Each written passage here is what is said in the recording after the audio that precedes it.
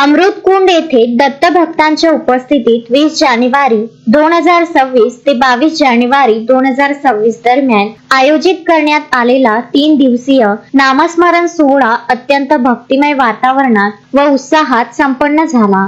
या 3 दिवसीय कार्यक्रमाची सुरुवात दररोज सकाळी 6 ते 9 या वेळेत नामस्मरणाने करण्यात येत होती। त्यानंतर 9 ते 10 या वेळेत दत्त नामावर आधारित प्रवचन तर सकाळी 10 नंतर महाप्रसादाचे आयोजन करण्यात आले होते। दुपारी 3 ते 5 या वेळेत दत्तप्रभूंच्या नामाची पोथी वाचन तसेच सायंकाळी 6 ते 9 या वेळेत पुन्हा नामस्मरण आणि रात्री 9 वाजता कीर्तन असे भक्तिमय कार्यक्रम पार पडले। किती दिवस झाले? 3 दिवस झाले का? बरं, एवढा पहाड चढून खाली आले का तुम्ही? बरं, कसं वाटते तुम्हाला इथं? बरं वाटायला का? आता एवढ्या जंगलात भीती काही वाटत नाही? काहीच भीती नाही?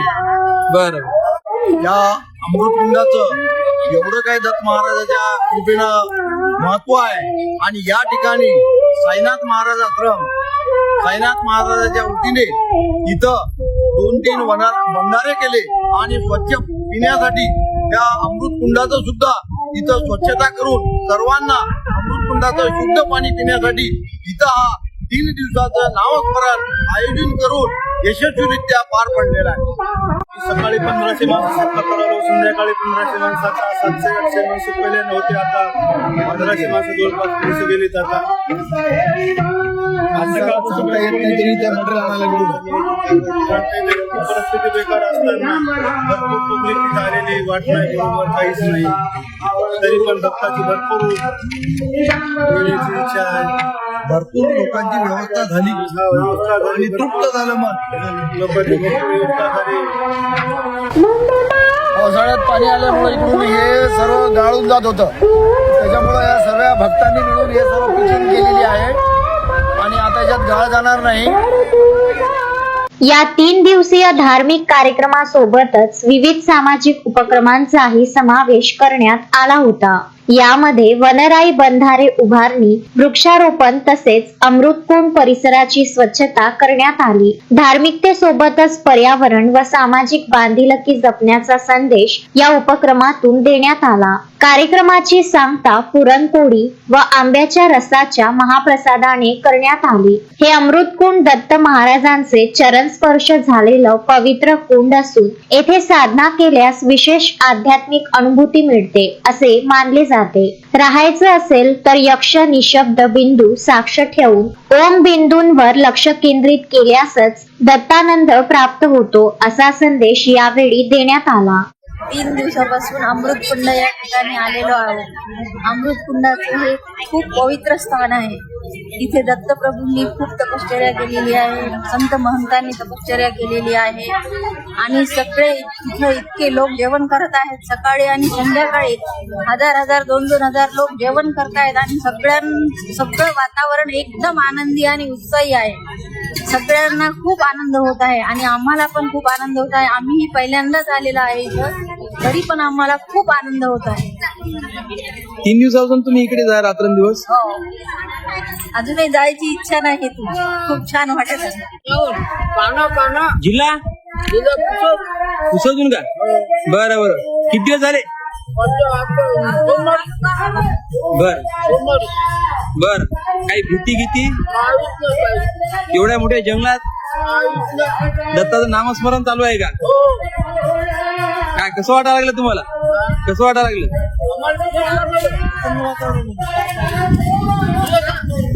मस्त एकदम।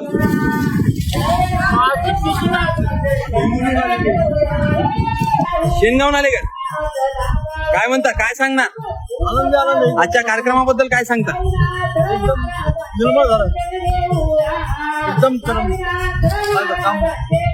खरोखर दत्त महाराज, खरोखर अमृतकुंड, खरोखर हे प्रसन्न वातावरण एवढं कुठंच मिळणार नाही।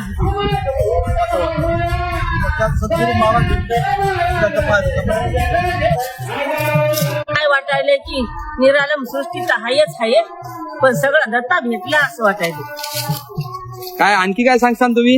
दत्ता भेटला, खूप छान झालं, खूप सगळी सोय झाली। एवढ्या जनतेची खूप सोय झाली. म्हणू लागले पाणी आहे की नाही. इथं पाण्याची गंगाच आहे. सप्त सागर हात इथे. अमृत कुंडाला पाणी भरपूर आहे का? भरपूर पाणी आहे. अमृत कुंडाला पाणी भरपूर आहे. कोणतं पाण्याची कमी नाही. काही त्रास झाला का तुम्हाला खाली एवढ्या जंगलात उतरायला? काही एका पैसा त्रास झाला नाही. एवढ्या डोंगरातून खाली उतरले तुम्ही? उतरल्यासारखं वाटलं नाही. 3 दिवसातून इथेच जा. हो, रात्री मुक्कामी पण इकडेच का? खूप कामी कर. काही भीती किती? ते काहीच नाही. काहीच भीती नाही. हा, उतरल्यावर पाय सुद्धा दुखले नाही. कीर्तनातून राष्ट्रसंत साईनाथ महाराजांचे विचार मांडताना भक्ती निष्काम असावी, मागणे एकच असावे, तुझा विसर कधीही पडू नये असा भावनिक संदेश भाविकांना देण्यात आला. निमित्ताला या ठिकाणी आल्यानंतर सकाळी 6 ते 9 नामस्मरण, 9 ते 10 नामावर आधारित प्रवचन आणि दुपारी महाप्रसादाचा कार्यक्रम 10 वाजता.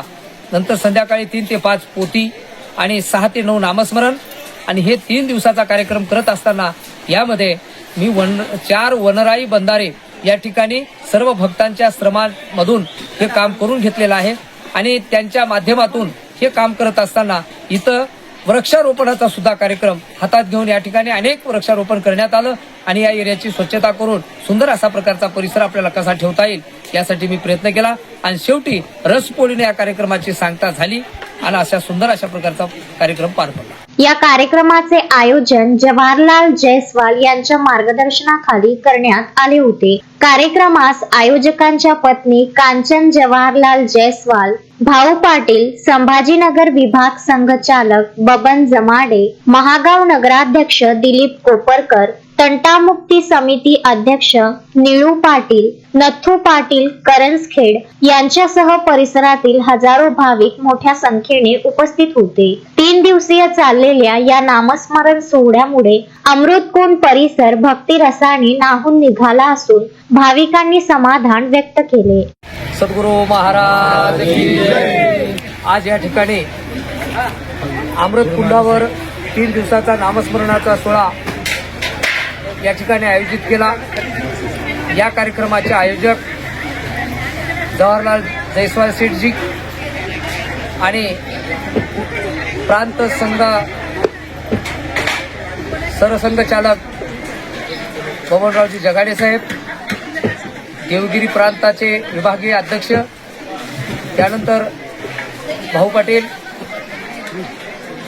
मी यांच्यासमोर एक गोष्ट सांगितली की आपल्याला अमृतकुंडावर नामस्मरणाचा सोहळा आयोजित करायचा आहे. तर या ठिकाणी अमृतकुंडाचं एक महत्त्व त्यांना सांगितलं. एक ब्रह्मचारी नावाचा एक भक्त होता आणि तो ब्रह्मचारी नावाचा भक्त गाणगापूरमध्ये सतत फिरायचा, नामस्मरण करायचा, दत्त नामस्मरण करायचं. एका दिवशी अचानक त्या ब्रह्मचारी भक्ताला दृष्टांत झाला की तुम्ही ज्या शोधामध्ये आहात गुरु महाराजांच्या, ते गुरु महाराज हे सह्याद्री पर्वतावर तुम्हाला भेटतील. पहाटे 4 वाजता त्यांना त्या ठिकाणी साक्षात्कार झाला आणि ते झोपेतून उठले आणि ताबडतोब सह्याद्री पर्वताच्या दिशेने आले. आणि माहूरला आल्यानंतर पहिल्या प्रथम त्याने देवदेवश्वरीवर गेले. त्या ठिकाणी गुरु महाराजांची भेट होईल का, त्या ठिकाणी भेट झाली नाही. त्यानंतर ते संगत रेणुका मातेवर आले, त्या ठिकाणी त्यांना भेट झाली नाही. शिखरला आले, अनुसूया मातेकडे गेले आणि कमंडलू या तीर्थावर स्नान केले. महाराजांच्या भेटीसाठी भेट झाली नाही. आत्मबोध कुंडावर गेले, तिथे भेट झाली नाही. आणि त्यानंतर सर्व तीर्थावर आले, तिथे भेट झाली नाही. आणि महाराज बाळगीर महाराज हे अमृत कुंडावर बसून होते आणि गुरुरायाचा शोध करिता झाले व दर्शन, अमृत कुंडा सनिध बैसले करीत नामस्मरण. त्यावेळेस त्या ब्रह्मचारी भक्तानं तन मन धन अर्पण या ठिकाणी केलं आणि गुरु महाराजांनी त्यांना निजनाम दिलं. आज या घडीला 120 अंदाजे 120 वर्ष त्या काळात 120 वर्षापूर्वी निजनाम दिलं आणि ते दिलेलं निजनामाचं स्मरण करण्यासाठी आज 120 वर्षाच्या नंतर आज या ठिकाणी गुरु महाराजांनी दिलेल्या नामाचं स्मरण या ठिकाणी होत आहे. आणि मग ब्रह्मचार्यांनी इथून जाऊन वडगुंपेवर बसून त्या ठिकाणी नामस्मरण सोहळा केला आणि त्यावेळेसपासून वडगुंपा निर्मिती झाली. अशा प्रकारचं या अमृतकुंडाचं महत्व 7 कोटी समुद्राची उत्पत्ती इथून झाल्यामुळं हे पाणी पिल्यानंतर आपली रोगराई आणि आपले काही दोष आणि त्यानंतर आपलं सर्व दारिद्र्य नाहीसं होऊन प्रत्येक माणसाला जीवनामध्ये एक सुख, शांती आणि समाधानी मिळते.